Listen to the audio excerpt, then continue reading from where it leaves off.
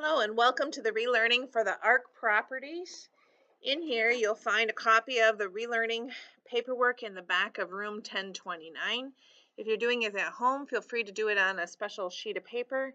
However, I'm going to show you at the end the you try sections that you need to do on your own to show me that you have mastered or are ready for the reassessment for this standard ARC property. All right, this is the beginning of our last unit that we've been covering, our unit 9. And this has in here some major terms that we need to work through, some major ones. We have the green sheets that were given out to you that you need to do for the definitions, but here we're going to work on some specific ones. So we're looking at major arc, minor arc, and central angle. Those are the key terms for this standard right here. We're beginning our unit. So when we're looking at a major arc, we're looking at a circle.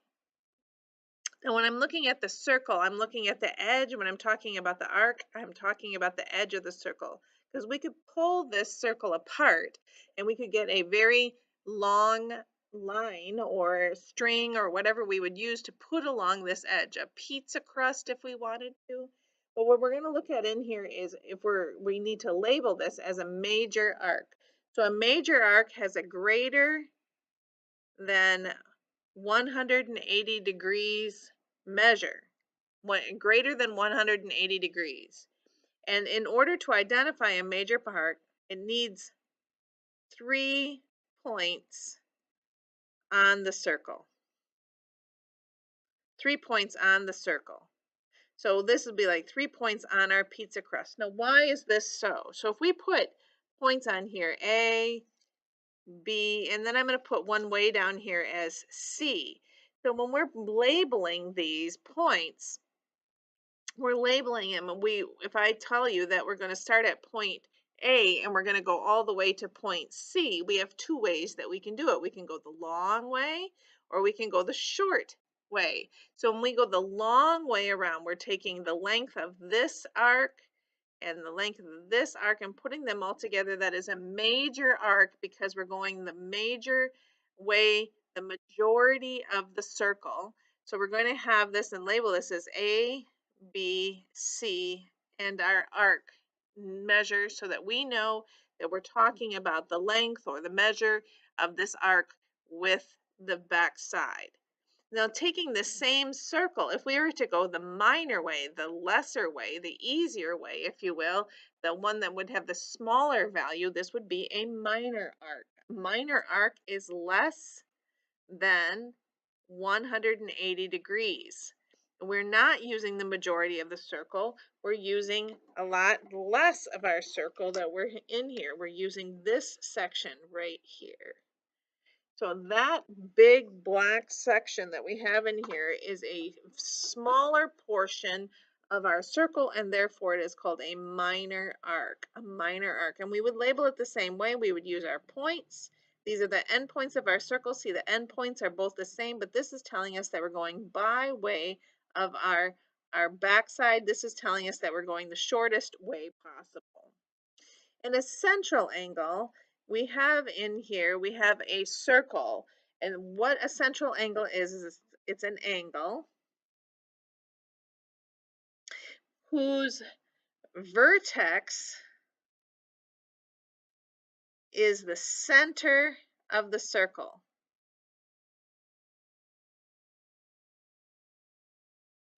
Now, this may seem a little funny to us, but it really makes sense because we're going to basically divide up this circle into sections.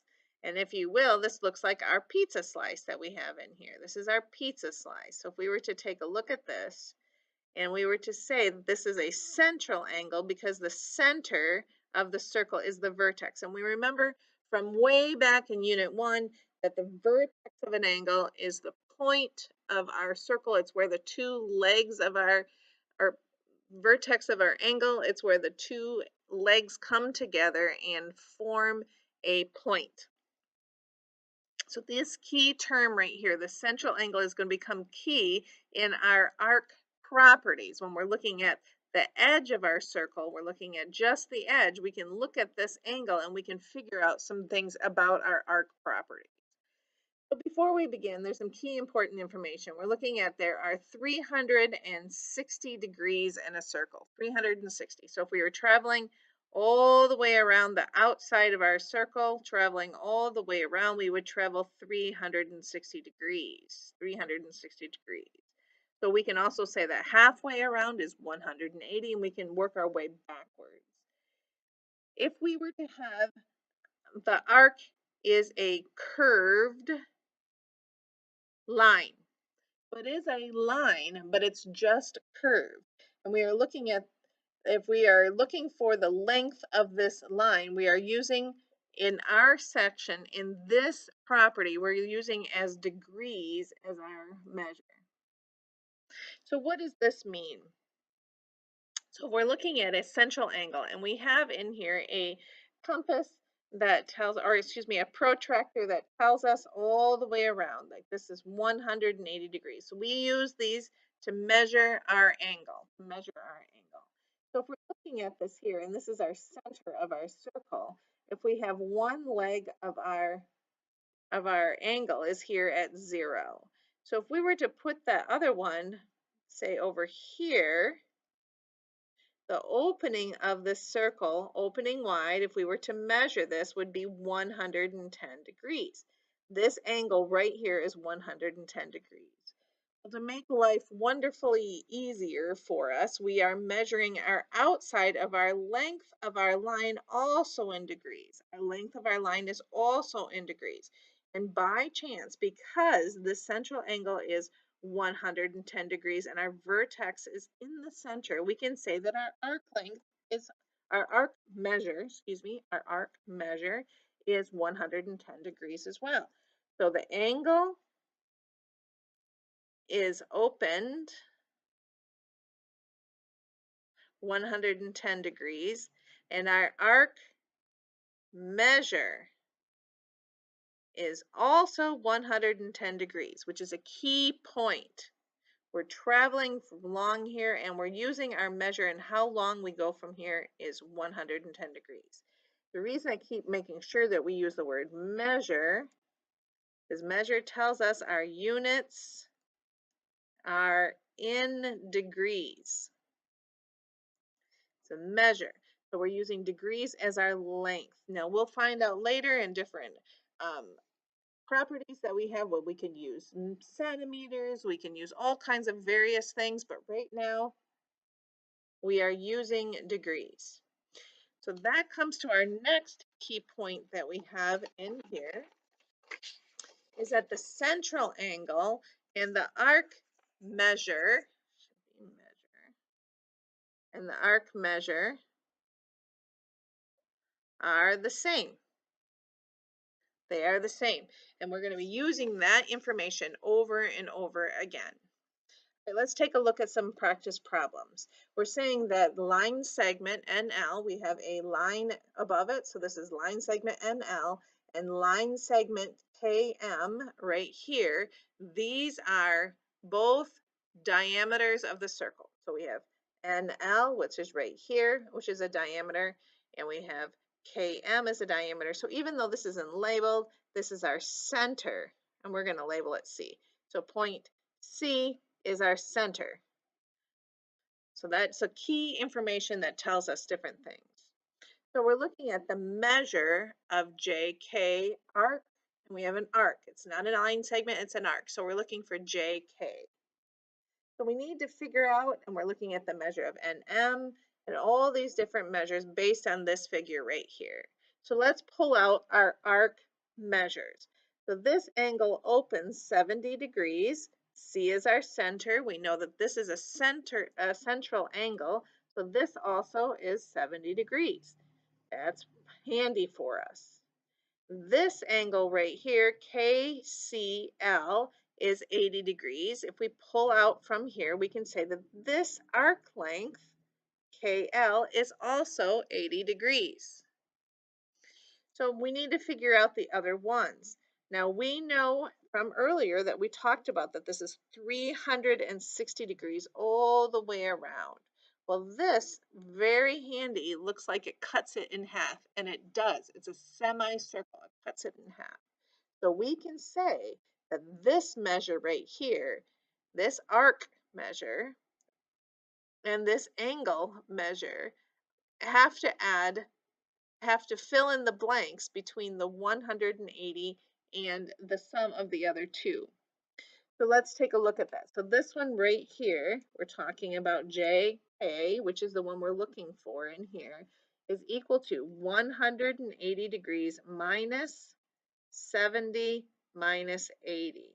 So that we already know that these two are 70 and 80. Therefore, we can figure out that this one right here has to be the difference between them. We go 80, and then we go a little bit more, and then we go 70. So what would that be? That would be 30 degrees. So we can open it, we can look at it from our angles right here. We can say that we go 80 and then 30 and then 70, or we can look at it from our arcs. Starting here, we go 80 degrees, then we go a bit more and 70, and that bit more is 30 degrees. And that's because this is a diameter. It goes into the center of our circle. Also, it cuts our circle completely in half, and our circle is 360 degrees. Half of 360 is 180 degrees. So now we're looking over here at NM. This second part over here doesn't have any information, but we can pull from our past learning and see that these are vertical angles. These are vertical angles. So if this is 80 degrees, we can say that this angle right over here is 80 degrees, and therefore we can also say that the arc is 80 degrees. Well, now we can find NM. NM would be 80 degrees. LM is over here. LM is over here. We can find this a variety of different ways. So what would be this arc length? Well, we can, maybe you see straight away that once again, we cut this one in half. This is 180. And this part right over here must equal 180 as well. The angles equal 180. They're supplementary. That's a term that we used a long time ago, but also handy here. So we can say that this is 100 degrees. 100 plus 80 add to 180. If this angle is 100, then this arc is also 100 degrees. So LM is right here, or we could say ML, either way, it's the same as 100 degrees. And this makes sense to us. There's two letters here, it should be less than 180, two letters here, less than 180, two letters here, less than 180. This one says that there are three, K and M.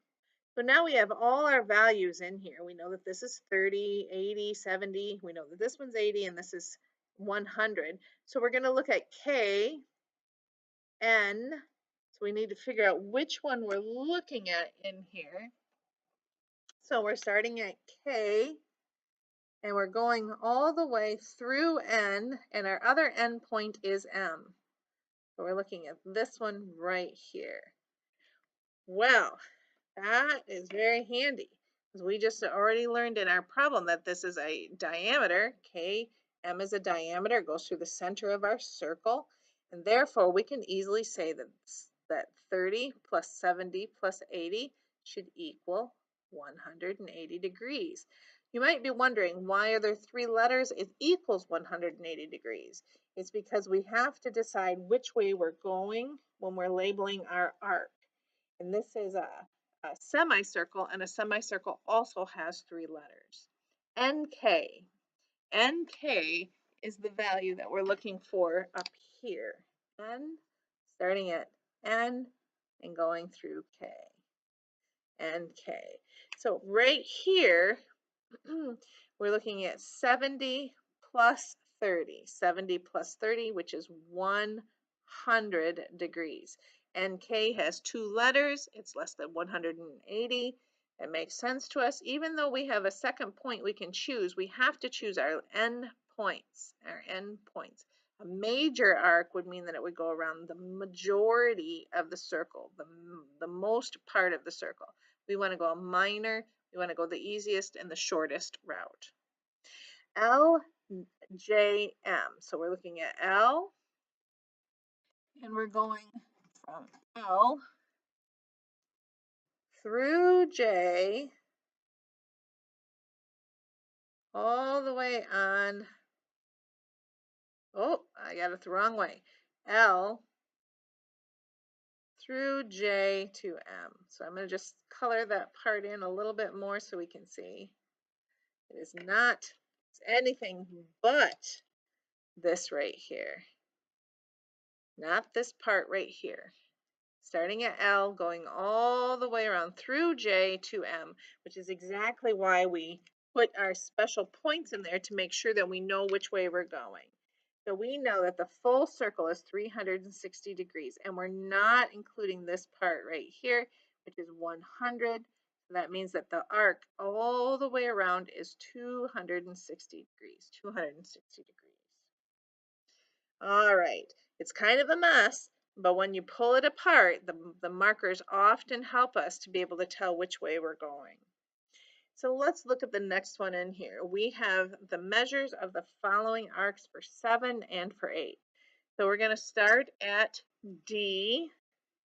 We're going to go through A. So we have to go to A first and then go on our way to B. Oh, well, so we don't know anything about this angle right here and here. So we do know that this angle's 40. So this arc is 40.